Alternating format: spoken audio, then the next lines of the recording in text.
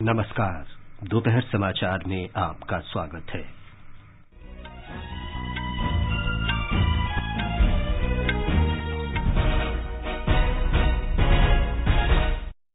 उत्तर प्रदेश विधानसभा चुनाव के पहले चरण के लिए कल होने वाले मतदान की व्यापक तैयारियां। प्रदेश में 7वें चरण के चुनाव के लिए नामांकन दाखिल करने की प्रक्रिया कल से शुरू होगी। 2008 के अहमदाबाद सीरियल बम विस्फोट मामले में सजा टली, अगली सुनवाई शुक्रवार को होगी। गृह राज्य मंत्री नित्यानंद राय ने राज्यसभा में बताया, पिछले 12 वर्षों में वामपंथी उग्रवाद की हिंसा में उल्लेखनीय कमी आई। 3 करोड़ 80 लाख परिवारों को नल से जल उपलब्ध कराने का लक्ष्य, हर घर को नल से जल उपलब्ध कराने के लिए 60,000 करोड़ रुपए आवंटित किए गए। विदेश मंत्री डॉ सुब्रमण्यम जयशंकर 6 दिवसीय ऑस्ट्रेलिया और फिलीपींस की यात्रा पर कल रवाना होंगे। राष्ट्रव्यापी कोविड टीकाकरण अभियान के तहत अब तक 171 करोड़ से अधिक टीके लगाए गए। स्वस्थ होने की दर 96.7%। केरल सरकार ने रविवार का लॉकडाउन हटाया। स्कूल और कॉलेज 28 फरवरी से पूरी क्षमता के साथ फिर से खुलेंगे। और अहमदाबाद में भारत और वेस्टइंडीज के बीच दूसरा एक दिवसीय मैच जारी।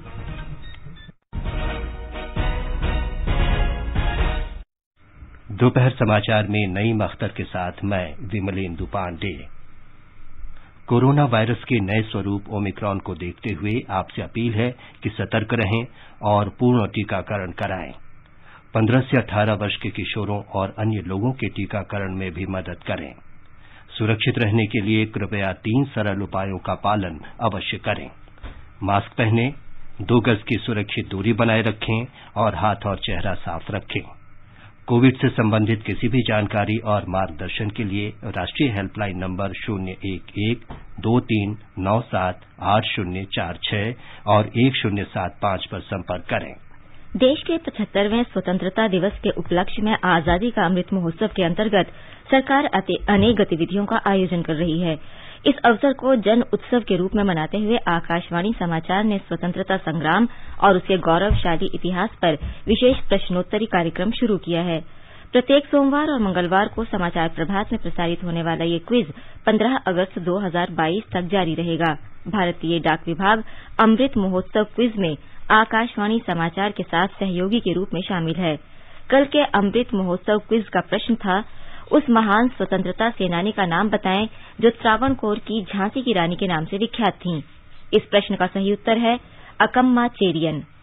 आकाशवाणी समाचार को दुनिया भर से बड़ी संख्या में श्रोताओं से इस प्रश्न का सही जवाब मिला है और हमारी भाग्यशाली विजेता हैं हरियाणा से सोनीपत की वर्षा। मेरा नाम वर्षा है। मैं बीएससी तृतीय वर्ष की छात्रा हूँ। मैं बचपन से ही ऑल इंडिया रेडियो के विभिन्न कार्यक्रमों को सुनती आ रही हूँ। आजादी का अमृत महोत्सव एक अद्वितीय कार्यक्रम है जो न केवल हमारे ज्ञान में वृद्धि करता है बल्कि हमें हमारे स्वतंत्रता संग्राम के हर क्षण को महसूस करने का आनंद भी देता है। हमारे स्वतंत्रता सेनानियों की अदम्य भावना और अदम्य साहस हमें हमेशा प्रेरणा देता रहा है और हमारे देश की सेवा करने का एक जुनून भी पैदा करता रहा है। अमृत महोत्सव क्विज का अगला प्रश्न सोमवार 14 फरवरी को पूछा जाएगा। आइए आकाशवाणी समाचार के साथ अमृत महोत्सव क्विज में भाग लेकर देश के 75वें स्वाधीनता दिवस समारोहों में शामिल हों। और अब समाचार विस्तार से। उत्तर प्रदेश विधानसभा चुनाव के पहले चरण के लिए कल के मतदान की सभी आवश्यक तैयारियां पूरी कर ली गई हैं। मतदान सवेरे 7 बजे से शाम 6 बजे तक चलेगा। निर्वाचन आयोग ने सभी मतदान केंद्रों पर ईवीएम के साथ वीवीपैट मशीनों के इस्तेमाल का फैसला किया है ताकि चुनाव प्रक्रिया पारदर्शी और विश्वसनीय रहे। वीवीपैट मशीन से मतदाता अपने दिए गए वोट को सत्यापित करता है। चुनाव के सुचारू संचालन के लिए पर्याप्त संख्या में ईवीएम के साथ साथ वीवीपैट मशीनों की उपलब्धता सुनिश्चित की गई है। और जानकारी के लिए अब बात करते हैं अपने संवाददाता सुशील चंद्र तिवारी से। सुशील, कल पश्चिमी उत्तर प्रदेश के किन जिलों में मतदान हो रहा है और कौन से प्रमुख उम्मीदवार हैं? देखिए विमलेंदु, अगर हम पहले चरण की बात करते हैं तो इस चरण में 11 जिलों की 58 विधानसभा सीटों पर कल वोट डाले जाएंगे।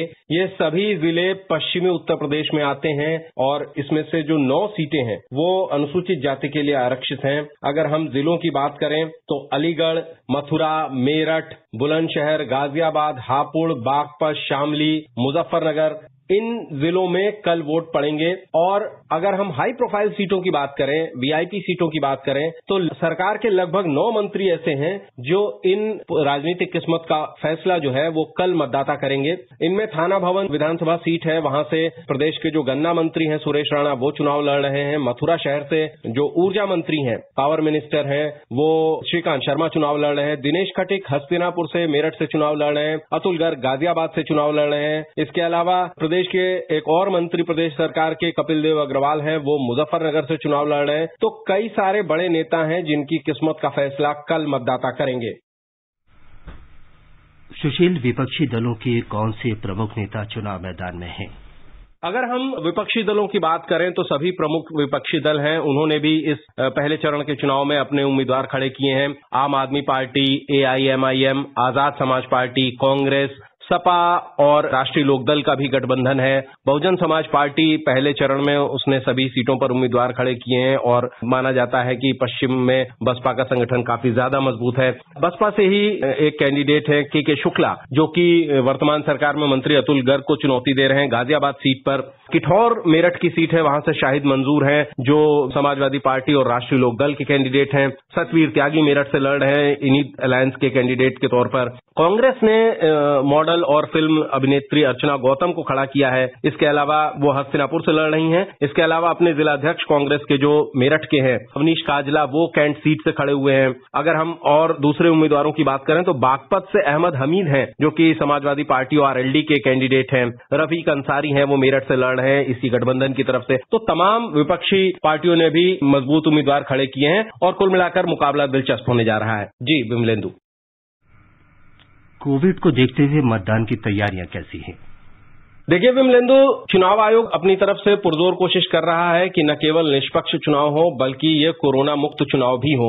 चुनाव आयोग के लिए भी ये परीक्षा की घड़ी है। पोलिंग पार्टियां अपने अपने मतदान केंद्रों के लिए रवाना हो रही हैं और उनकी जो किट होती है जिसमें आपके EVM होती है, VVPAT होता है और तमाम स्याही और तमाम चीजें होती हैं, उस पर मास्क और सैनिटाइजर भी रखा जा रहा है। जहां पर जो पोलिंग स्टेशन है वहां भी सैनिटाइज करने की व्यवस्था होगी। दस्तानों का इंतजाम होगा ताकि आप बिना टच किए, बिना किसी से संपर्क में आए वोट डाल सकें। तो इस प्रकार के जो इंतजाम है, सभी कोरोना की संबंधी जो गाइडलाइंस हैं उनका पालन किया जाएगा ताकि कहीं से भी संक्रमण फैलने न पाए, कोरोना का संक्रमण न हो, न केवल मतदान कर्मियों में बल्कि जो वोटर आ रहे हैं उनको भी किसी प्रकार का संक्रमण न हो। इसके अलावा अगर हम देखते हैं तो चुनाव आयोग ने, हम जानते हैं कि इस बार मतदान का समय बढ़ा दिया है और आखिरी 1 घंटा जो है वो कोविड से पीड़ित लोगों के लिए रखा गया है। तो ऐसे वोटर जिनको कोरोना का संक्रमण हुआ है वो उस दौरान आकर के अपना वोट डाल सकते हैं। चुनाव आयोग सभी प्रकार से इंतजाम कर रहा है कि कोरोना मुक्त और निष्पक्ष तरीके से चुनाव हो सके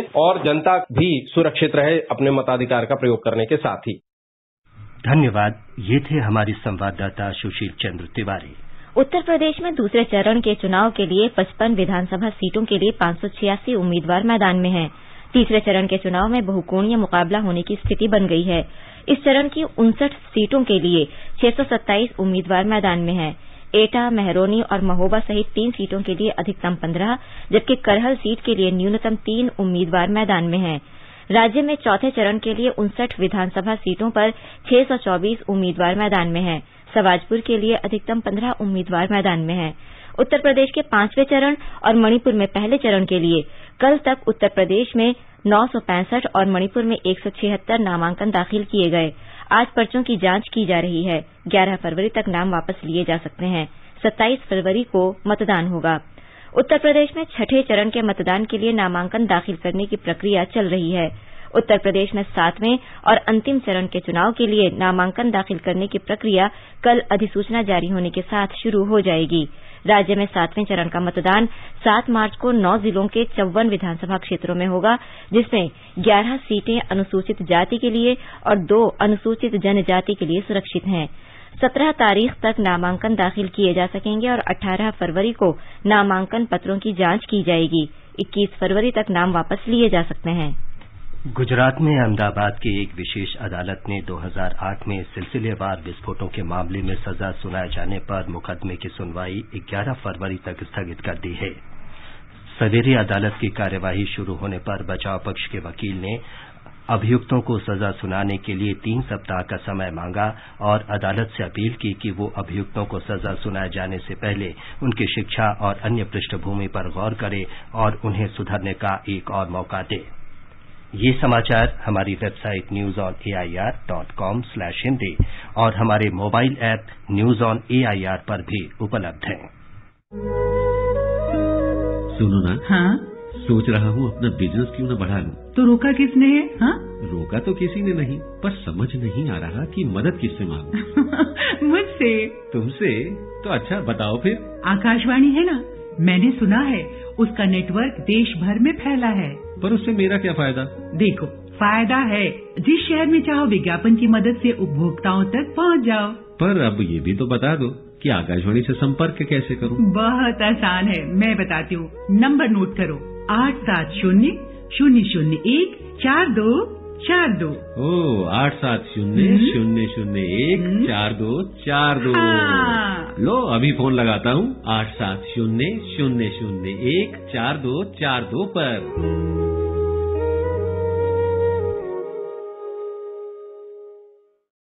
दोपहर समाचार में आपका फिर स्वागत है। आगे बढ़ने से पहले मुख्य समाचारों पर एक नजर। उत्तर प्रदेश विधानसभा चुनाव के पहले चरण के लिए कल होने वाले मतदान की व्यापक तैयारियां। प्रदेश में 7वें चरण के चुनाव के लिए नामांकन दाखिल करने की प्रक्रिया कल से शुरू होगी। 2008 के अहमदाबाद बम विस्फोटों के मामले में सजा टली, अगली सुनवाई शुक्रवार को होगी। गृह राज्य मंत्री नित्यानंद राय ने राज्यसभा में बताया, पिछले 12 वर्ष में वामपंथी उग्रवाद की हिंसा में उल्लेखनीय कमी आई है।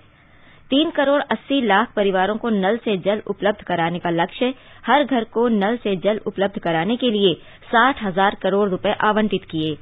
विदेश मंत्री डॉक्टर सुब्रमण्यम जयशंकर 6 दिवसीय ऑस्ट्रेलिया और फिलीपींस की यात्रा पर कल रवाना होंगे। राष्ट्रपति कोविड टीकाकरण अभियान के तहत अब तक 171 करोड़ से अधिक टीके लगाए गए, स्वस्थ होने की दर 96.7% हुई। केरल सरकार ने रविवार का लॉकडाउन हटाया, स्कूल और कॉलेज 28 फरवरी से पूरी क्षमता के साथ फिर से खुलेंगे और अहमदाबाद में भारत और वेस्टइंडीज के बीच दूसरा 1 दिवसीय मैच जारी।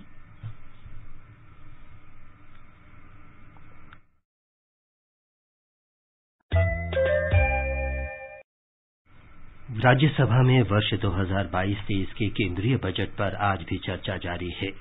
चर्चा में भाग लेते हुए बीजू जनता दल के डॉक्टर अमर पटनायक ने कहा कि बजट में स्वच्छ ऊर्जा पर जोर दिया गया है। जलवायु परिवर्तन से उत्पन्न चुनौतियों का जिक्र करते हुए उन्होंने कहा कि स्वच्छ ऊर्जा क्षेत्र में निजी निवेश को प्रोत्साहित करने की जरूरत है। देश में पिछले 12 साल में वाम उग्रवाद की हिंसक घटनाओं में 77% की कमी आई है। गृह राज्य मंत्री नित्यानंद राय ने आज राज्यसभा में लिखित उत्तर में बताया कि वर्ष 2009 में वाम उग्रवाद की 2,258 घटनाओं की तुलना में 2021 में ये केवल 509 रहीं। गृह राज्य मंत्री ने यह भी बताया कि ऐसी घटनाओं के कारण वर्ष 2021 में आम नागरिक और सुरक्षा बलों की मौत के आंकड़े में 2010 की तुलना में 85% की कमी आई। 2021 में 147 मौतें हुई, जबकि 2010 में ये संख्या 1005 थी। केंद्रीय खाद्य प्रसंस्करण उद्योग और जल शक्ति राज्य मंत्री प्रहलाद सिंह पटेल ने बताया है कि मौजूदा वर्ष के दौरान 3 करोड़ 80 लाख घरों को नल से जल उपलब्ध कराने का लक्ष्य रखा गया है और हर घर को जल जीवन मिशन के अंतर्गत नल से जल उपलब्ध कराने के लिए इस वर्ष के बजट में 60,000 करोड़ रुपए आवंटित किए गए हैं। श्री पटेल ने अपनी पुदुचेरी यात्रा के दौरान पत्रकारों से बातचीत में कहा कि 44 करोड़ 60 लाख 50 हजार रुपए की केन बेतवा परियोजना से 9 लाख हेक्टेयर से अधिक भूमि की सिंचाई हो सकेगी। उन्होंने बताया कि बजट में प्रधानमंत्री संपदा योजना के लिए आवंटित राशि 28 गुना से अधिक बढ़ाई गई है। वित्त मंत्री 2022-23 के बजट में इस योजना के लिए 200 करोड़ रुपए की वृद्धि की गई है। विदेश मंत्री डॉक्टर सुब्रमण्यम जयशंकर कल से ऑस्ट्रेलिया और फिलीपींस के 6 दिन के दौरे पर जा रहे हैं। वो ऑस्ट्रेलिया की विदेश मंत्री मारिस पेन के निमंत्रण पर ऑस्ट्रेलिया जा रहे हैं। डॉक्टर जयशंकर शुक्रवार को मेलबर्न में क्वाड विदेश मंत्रियों की चौथी बैठक में भाग लेंगे। बैठक में ऑस्ट्रेलिया, जापान और अमेरिका के विदेश मंत्री शामिल होंगे। डॉक्टर जयशंकर और ऑस्ट्रेलिया के विदेश मंत्री शनिवार को विदेश मंत्री संवाद की सह अध्यक्षता करेंगे। राष्ट्रव्यापी कोविड टीकाकरण अभियान के अंतर्गत अब तक 171 करोड़ से अधिक टीके लगाए जा चुके हैं। स्वास्थ्य मंत्रालय ने बताया है कि कल 53,61,000 से अधिक टीके लगाए गए। संक्रमण से ठीक होने की दर 96.7% है। पिछले 24 घंटे में 1,72,000 से अधिक लोग स्वस्थ हुए। कोविड से अब तक 4,10,12,000 से अधिक लोग ठीक हो चुके हैं। पिछले 24 घंटों में 71,000 से अधिक मामले सामने आए हैं। ये समाचार आकाशवाणी से प्रसारित किए जा रहे हैं। ताजा समाचार जानने के लिए आप हमारे Twitter handle @AIR News Hindi को फॉलो कर सकते हैं। आजादी का अमृत महोत्सव के लिए सभी उपभोक्ताओं को शुभकामनाएं। हॉलमार्क सोने की शुद्धता सुनिश्चित करता है। हमेशा हॉलमार्क वाले सोने के आभूषण खरीदें। उपभोक्ता संबंधित किसी भी शिकायत के लिए कृपया राष्ट्रीय उपभोक्ता हेल्पलाइन के टोल फ्री नंबर 14404 पर संपर्क करें। उपभोक्ता मामले विभाग, भारत सरकार द्वारा जनहित में जारी। जागो ग्राहक जागो। ये आकाशवाणी है। केरल सरकार ने कोविड पाबंदियों में और ढील देने तथा रविवार का लॉकडाउन हटाने का निर्णय लिया है। राज्य सरकार ने 28 फरवरी से स्कूलों को फिर खोलने और पूरी क्षमता के साथ कक्षाएं संचालित करने की घोषणा की है। तब तक सभी कक्षाएं 50% उपस्थिति के साथ चलेंगी। कोरोना संक्रमण के बाद की स्वास्थ्य समस्याओं से निपटने के लिए राज्य भर में पोस्ट कोविड क्लिनिक खोलने का फैसला भी लिया गया है। आजादी के अमृत महोत्सव के हिस्से के रूप में आकाशवाणी समाचार स्वतंत्रता आंदोलन से संबंधित 75 कड़ियों का कार्यक्रम निशान प्रसारित कर रहा है। इसका प्रसारण प्रत्येक बुधवार को परिक्रमा कार्यक्रम में शाम 4:45 पर किया जाता है।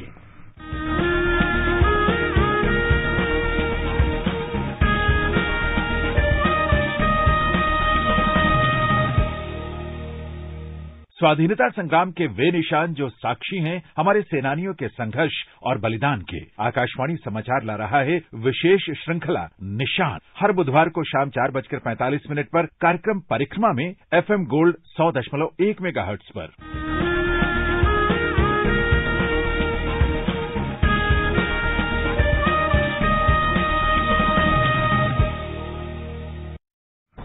आजादी के अमृत महोत्सव के अंतर्गत आइए अब सुनते हैं आकाशवाणी की विशेष प्रस्तुति आजादी का सफर। आजादी का अमृत महोत्सव।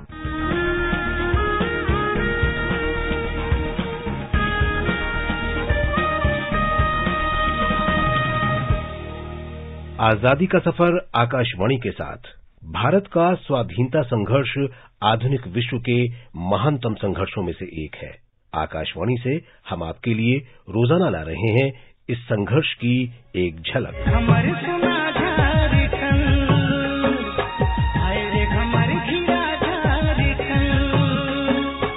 आज की कड़ी में हम आदिवासी स्वाधीनता सेनानी तेलंगा खड़िया को याद कर रहे हैं। उनका जन्म 9 फरवरी 1806 को वर्तमान झारखंड में गुमला जिले में हुआ था। तेलंगा को क्रांतिकारी विचारों और समाज सेवा के प्रति समर्पण के लिए जाना जाता है। उन्होंने 1850 से 1860 के दौरान छोटा नागपुर क्षेत्र में अत्याचार और आदिवासियों को भूमि से बेदखल करने के विरोध में अंग्रेजों से लोहा लिया।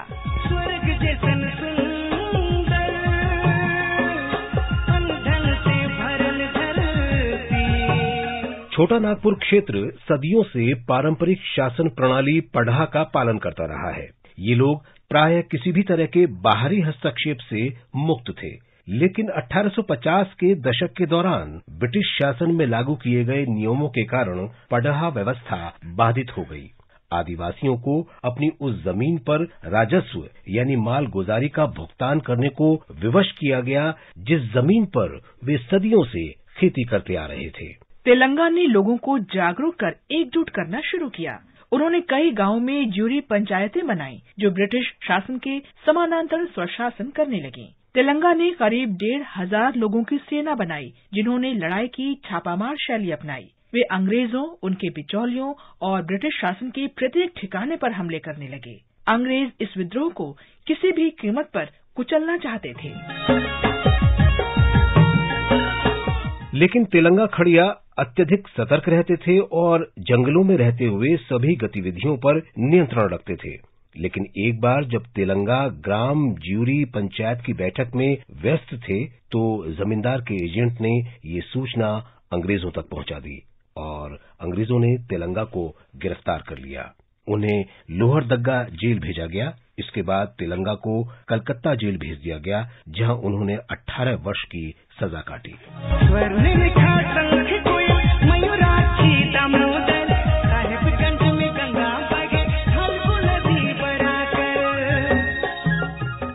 रिहा होने के बाद तेलंगा ने अंग्रेजों से फिर युद्ध छेड़ दिया। उनकी गतिविधियों की सूचना अंग्रेजों तक पहुंची और उन्होंने तेलंगा को खत्म करने की साजिश रची। 23 अप्रैल 1880 को जब तेलंगा खड़िया पूजा कर रहे थे तो ब्रिटिश एजेंट बोधन सिंह ने उन्हें गोली मार दी। अंग्रेजों से छिपकर तेलंगा के अनुयायियों ने उनके पार्थिव शरीर को गुमला जिले के सोसो नीम टोली गांव में दफनाया। उनके समाधि स्थल को तेलंगा टोपा तांड के नाम से जाना जाता है। इस स्थान को छोटा नागपुर क्षेत्र के लोग पवित्र स्थल मानते हैं। प्रत्येक वर्ष 23 अप्रैल को लोग उनके बलिदान का स्मरण करते हैं और गुमला जिले के ढिढौली गांव में सप्ताह भर का शहीद तेलंगा मेला आयोजित किया जाता है। तेलंगा अपने साहस, त्याग और शहादत से लोगों को प्रेरित करते हैं। महान स्वाधीनता सेनानी को हमारा शत शत नमन। जो मरवानो सीखी ले तो जीवन नो अधिकार तने, जो कंटक ने रस्ते चाले फूलो नो सरकार तने, सहनशील थई जो जीवे तो सत्य तणो शणगार तने, ओ नरवीर सदा मरशे आदरती मानो प्यार तने। आज हम स्वतंत्रता सेनानी मणिलाल पटेल को भी याद कर रहे हैं। उनका जन्म 9 फरवरी 1922 को गुजरात में पाटन जिले में हुआ था। कॉलेज के दिनों में मणिलाल अपने मित्रों के साथ 1942 के भारत छोड़ो आंदोलन में शामिल हो गए। 18 अगस्त 1942 को सत्याग्रह के बाद मणिलाल ट्रेन में बैठने के लिए आदर्श रेलवे स्टेशन पहुंचे, जहां उन्होंने देखा कि कुछ पुलिसकर्मी उनकी तरफ आ रहे हैं। वे गिरफ्तारी देने के लिए तैयार थे, लेकिन पुलिसकर्मियों ने बिना किसी चेतावनी के गोलीबारी शुरू कर दी। घायल मणिलाल का निधन हो गया। अमर शहीद मणिलाल को शत शत नमन।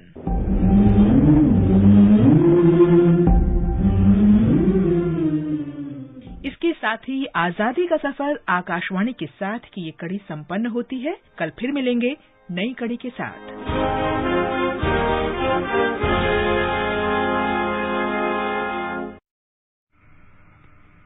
आज का संस्कृति संदेश कुष्ठ रोगियों की सेवा में जीवन पर्यंत काम करने वाले बाबा आमटे को समर्पित है। अपने लिए जिए तो क्या जिए अपने लिए। समाज में ऐसे कई लोग होते हैं जो अपने लिए नहीं बल्कि औरों के लिए जीते हैं। लगता है उनका जन्म ही दूसरों के लिए हुआ है। ऐसे ही एक समाज सेवी महामानव थे डॉक्टर मुरलीधर देवीदास आमटे, जिन्हें लोग प्यार से बाबा आमटे पुकारते थे। कुष्ठ रोगियों की सेवा में समर्पित बाबा आमटे ने वन्य जीवन और पर्यावरण संरक्षण के लिए जो काम किया, उसने उन्हें और देवतुल्य बना दिया। बाबा आमटे का जन्म 26 दिसंबर 1914 को महाराष्ट्र में वर्धा जिले के हिंगणघाट गांव में हुआ था। बाबा आमटे ने MA LLB की पढ़ाई के बाद कई साल वकालत भी की, लेकिन बाद में वे देश की आजादी की लड़ाई में कूद पड़े। वहां वे अमर शहीद राजगुरु के साथी रहे। एक दिन एक कोढ़ी को भारी बारिश में भीगते देख बाबा का दिल पसीज गया और वे उसे उठाकर अपने घर ले आए। इस घटना के बाद उनका जीवन ही बदल गया। बाद में कुष्ठ रोगियों के लिए उन्होंने महाराष्ट्र के जिला चंद्रपुर में बरोड़ा के घने जंगलों में आनंद वन की स्थापना की। आनंद वन के बाद बाबा आमटे ने सोमनाथ, अशोक वन जैसे कई अन्य आश्रमों की भी स्थापना की। देश में एकता को बढ़ावा देने और लोगों को पर्यावरण के प्रति जागरूक करने के लिए 1985 में बाबा आमटे ने कश्मीर से कन्याकुमारी तक भारत जोड़ो आंदोलन भी चलाया। आवाज दो हम एक हैं, हम एक हैं। की समाज सेवा को देखते हुए उन्हें कई राष्ट्रीय और अंतर्राष्ट्रीय पुरस्कार देकर सम्मानित किया गया। महाराष्ट्र सरकार ने उन्हें महाराष्ट्र भूषण सम्मान से नवाजा। समाज सेवा के क्षेत्र में बाबा आमटे के योगदान को देखते हुए भारत सरकार ने 1971 में उन्हें पद्मश्री और 1986 में पद्म भूषण देकर सम्मानित किया। अपना पूरा जीवन दीन दुखियों और कुष्ठ रोगियों की सेवा में समर्पित करने वाले बाबा आमटे 9 फरवरी 2008 को सदा सदा के लिए अमर हो गए। बाबा तो नहीं रहे, लेकिन उनके बनाए आश्रम आज भी न जाने कितने लोगों के निराश जीवन में आशा का संचार कर रहे हैं। किसी की मुस्कुराहटों पे हो निसार। भारत और वेस्टइंडीज के बीच 3 एक दिवसीय क्रिकेट मैचों की श्रृंखला का दूसरा मैच आज अहमदाबाद के नरेंद्र मोदी स्टेडियम में खेला जा रहा है। भारत टॉस जीतकर पहले गेंदबाजी कर रहा है। वेस्टइंडीज ने ताजा समाचार मिलने तक 16 ओवर में 3 विकेट पर 51 रन बना लिए हैं। 3 मैचों की श्रृंखला में भारत 1-0 से आगे है। FIH pro league 2022 hockey tournament में भारत ने शानदार तरीके से अपना अभियान शुरू किया है। भारत ने कल दक्षिण अफ्रीका में पहले मैच में फ्रांस को 5-0 से हरा दिया। आज दूसरे मैच में भारत का मुकाबला दक्षिण अफ्रीका से होगा। ये मैच भारतीय समयानुसार रात 9:30 बजे खेला जाएगा। केंद्रीय युवा मामले और खेल मंत्री अनुराग ठाकुर ने कल से शुरू हो रहे fit India quiz state round के प्रतिभागियों को अपनी शुभकामनाएं दी हैं। इस प्रतियोगिता में 36 राज्य और केंद्र शासित प्रदेशों के 360 स्कूल भाग लेंगे। श्री ठाकुर ने विद्यार्थियों से विश्वास के साथ खेलने और अपने राज्य को गौरवान्वित करने का आग्रह किया। स्टेट राउंड एक वेब आधारित राउंड प्रतियोगिता है। इस कार्यक्रम का युवा मामले और खेल मंत्रालय, भारतीय खेल प्राधिकरण और फिट इंडिया के सोशल मीडिया हैंडल पर भी वेबकास्ट किया जाएगा। प्रश्नोत्तरी में विजेताओं के बीच 3 करोड़ 25 लाख रुपए की पुरस्कार राशि वितरित की जाएगी। और अब एक नजर आज के मौसम पर। राष्ट्रीय राजधानी दिल्ली में तेज हवा के साथ बारिश या गरज के साथ छींटे पड़ने की संभावना है। तापमान 13 से 20 डिग्री सेल्सियस के बीच रहेगा। मुंबई में आंशिक रूप से बादल छाए रहेंगे। चेन्नई, कोलकाता, बेंगलुरु, हैदराबाद और अगरतला में आमतौर पर आसमान साफ रहने की संभावना है। इन शहरों का तापमान 14 से 32 डिग्री सेल्सियस के बीच रहेगा। जम्मू और मुजफ्फराबाद में आंशिक रूप से बादल छाए रहेंगे। लेह और गिलगित में हल्की बारिश हो सकती है। श्रीनगर में आमतौर पर बादल छाए रहेंगे। तापमान 0 से 12 डिग्री सेल्सियस के बीच रहेगा। ईटानगर, गैंगटॉक, इम्फाल, शिलंग, आइजॉल और कोहिमा में आमतौर पर बादल छाए रहेंगे। इन स्थानों पर तापमान 4 से 26 डिग्री सेल्सियस के बीच रहेगा। सरकार ने बताया है कि आई रेडियो पर अब तक 732 लाइव कार्यक्रम प्रसारित किए जा चुके हैं। राज्यसभा में लिखित उत्तर में शिक्षा राज्य मंत्री डॉ सुहास सरकार ने बताया कि 230 रेडियो स्टेशनों, 130 आकाशवाणी स्टेशनों, आई रेडियो पर पॉडकास्ट और जियो सावन मोबाइल ऐप के माध्यम से कक्षा 1 से 12 तक के विद्यार्थियों के लिए 3,348 रेडियो कार्यक्रम प्रसारित किए गए। डॉ सुहास सरकार ने बताया कि 33 राज्यों, केंद्र शासित प्रदेशों और 8 स्वायत्त संगठनों ने 11 भाषाओं में national initiative for school heads and teachers holistic advancement निष्ठा पर अपने पाठ्यक्रमों की शुरुआत की है।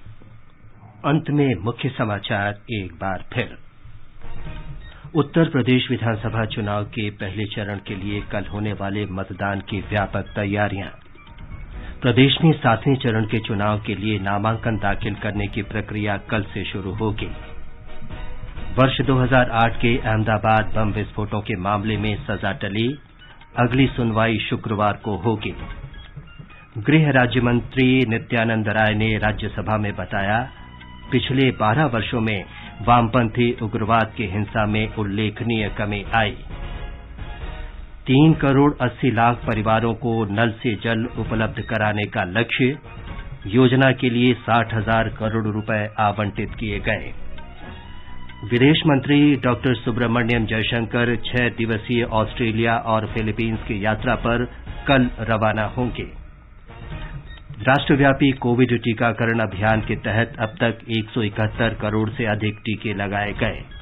स्वस्थ होने की दर 96.7% हुए। केरल सरकार ने रविवार का लॉकडाउन हटाया। स्कूल और कॉलेज 28 फरवरी से पूरी क्षमता के साथ फिर से खुलेंगे। और अहमदाबाद में भारत और वेस्टइंडीज के बीच दूसरा एक दिवसीय क्रिकेट मैच जारी। इसके साथ ही दोपहर समाचार का ये अंक समाप्त हुआ। नमस्कार।